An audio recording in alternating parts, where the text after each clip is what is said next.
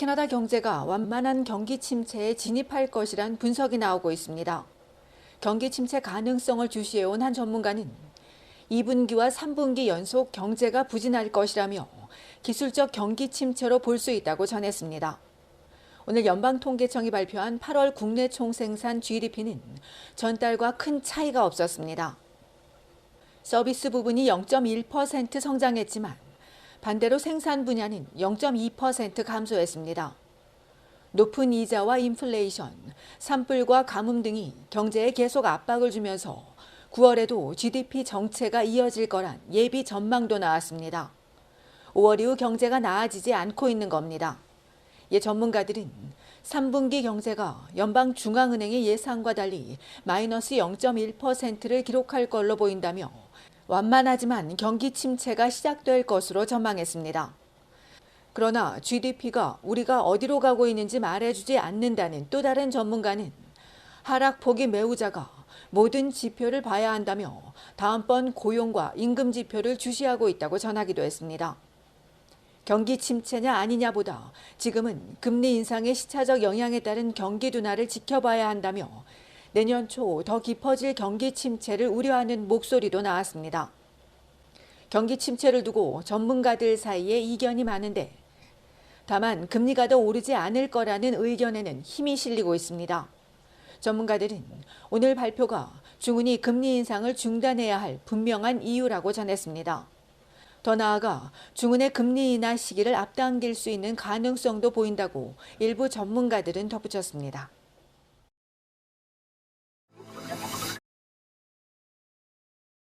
에어 캐나다의 믿을 수 없는 승객 대응에 비난이 들끓고 있습니다. 뇌성마비 승객에게 기내 휠체어 서비스를 제공해주지 않고 항공기 출입구까지 기어가게 한 겁니다. 일이 알려지자 연방교통국은 조사에 착수했습니다. 브리티시 컬럼비아주 프린스 조지에 사는 로드니 씨는 지난 8월 말 결혼 1주년을 축하하기 위해 아내와 함께 밴쿠버에서 미국 라스베가스로 여행을 떠났습니다. 뇌성마비인 그는 다리를 움직이지 못해 전동 휠체어를 타는데 여행 시에는 항공사가 제공하는 비행기 전용 휠체어를 이용해야 합니다. 매년 여행을 하던 터라 휠체어 서비스 절차를 잘 알고 있지만 라스베가스에 도착해서는 믿을 수 없는 말을 듣게 됐습니다. 기내용 휠체어 서비스를 제공할 수 없으니 승객이 알아서 내리라는 겁니다. 농담인 줄 알고 웃었던 부부는 하지만 걷지를 못한다고 다시 말해도 다른 비행이 있다며 재촉하는 통에 어쩔 수 없이 기내 바닥으로 내려가 비행기 출구까지 기어가야 했습니다. 12열에서 아내의 도움을 받아 기어가는 동안 조종사와 부조종사, 승무원, 청소직원 등 10여 명은 이들을 지켜보기만 할 뿐 전혀 돕지 않았습니다. 이 일은 최근 부인이 자신의 소셜미디어에 알리면서 드러났습니다. 부인은 직원들이 보는 앞에서 남편을 내리게 하고 기어가면서 몸과 마음에 심한 상처를 받았다며 무엇보다 이들이 남편의 인권을 짓밟았다고 지적했습니다. 이후 에어 캐나다는 성명을 통해 휠체어 보조 서비스에 심각한 문제가 발생한 것 같다며 경위를 조사하고 이들 부부에게 $2,000 상당의 바우처를 제안했습니다. 하지만 부부는 돈이 문제가 아니라며 거절하고 자신과 같은 경험을 다른 사람이 하지 않도록 장애인이 내릴 때 항상 지원해 주도록 정책이 변경돼야 한다고 강조했습니다. 이어 에어 캐나다에 공식 사과도 요청했습니다. 연방교통국은 신고가 없더라도 규정에 있는 의무를 위반할 경우 조사를 통해 행정적, 금전적 처벌을 받게 된다고 전했습니다.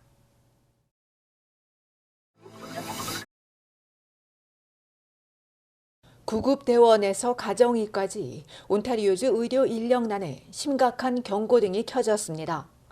지난 19일 옥빌 은퇴자홈에 거주하는 99세 할머니가 밤사이 쓰러졌다가 아침 7시 45분쯤 약을 주러 온 직원에게 발견됐습니다.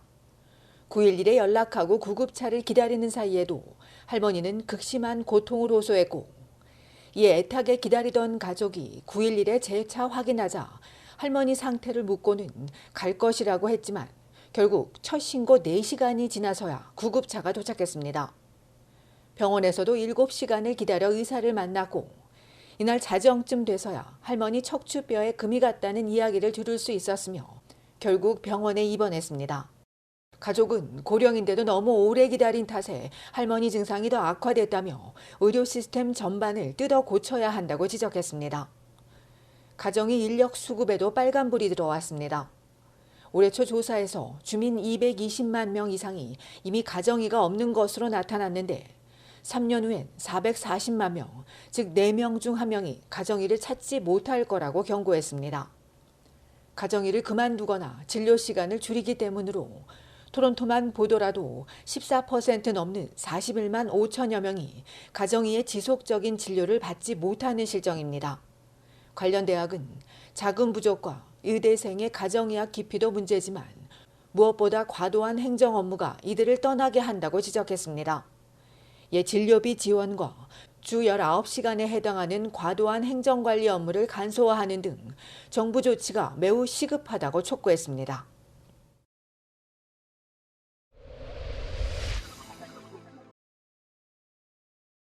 온타리오주 토론토 다운타운 메트로폴리탄 대학교 인근에서 칼부림 사건이 발생했습니다. 어제 저녁 6시쯤 영과 그랜비 스트릿에서 흉기에 찔린 중년 여성이 발견돼 병원으로 이송됐으며 피해자는 심각한 부상을 입긴 했지만 다행히 안정을 되찾고 있는 것으로 알려졌습니다. 가해자와 피해자가 서로 모르는 사이였다고 전한 경찰은 이번 사건이 묻지마시 범행인지는 아직 조사 중이라며 범행 후 영스트리트 방면으로 달아난 남색 자켓에 검정색 마스크를 쓴 히스패닉계 남성 용의자를 추적하는 한편 이번 사건에 대해 알고 있거나 대시캠 영상을 소지한 운전자의 적극적인 제보를 요청했습니다.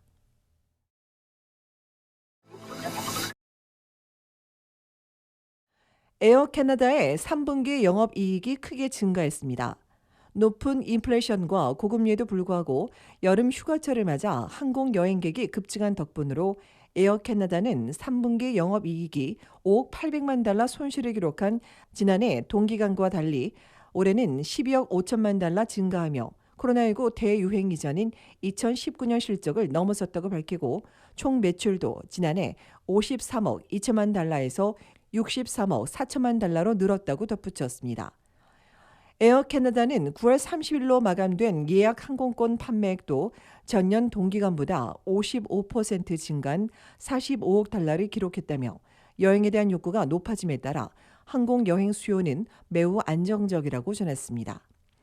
하지만 에어 캐나다의 영업이익 증가에도 시장은 이자율 상승과 경쟁 심화, 연료비, 인건비, 소비 위축 등을 우려하고 있으며 이에 따라 지난주 에어 캐나다 주가는 1년여 만에 최저치로 하락한 바 있습니다.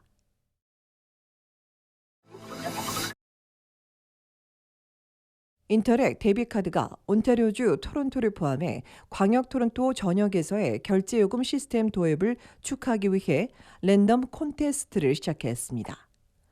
인터랙 콘테스트 사이트에 이름과 이메일 등의 기본 정보를 입력하고 제출하면 이후 추첨을 통해 1년간 사용할 수 있는 월 정액권을 선물로 제공해주며 오는 11월 3일까지 진행됩니다. 인터랙에 따르면 지난 1년 동안 휴대전화를 이용한 데비카드 결제, 즉 모바일 디바이스 첫 결제가 10억 건이 넘었고 대중교통 결제에서도 1월 30%, 9월엔 41%까지 모바일 디바이스 사용이 증가했다고 전했습니다. 앞서 토론토에선 대중교통 이용 시 프레스토 카드를 사용해야 했지만 이젠 데비카드나 모바일 디바이스, 신용카드를 사용할 수 있으며 다만 성인 요금만 적용됩니다.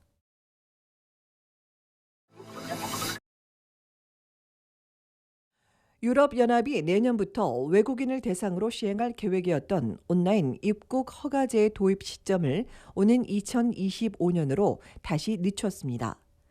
이미 여러 차례 연기된 것을 내년 1월부터 도입키로 했으나 또다시 시행 시점이 늦춰진 것으로 EU 이사회는 유럽 여행 정보 인증 제도를 2025년 봄쯤부터 시행하기로 의견을 모았다고 밝혔습니다.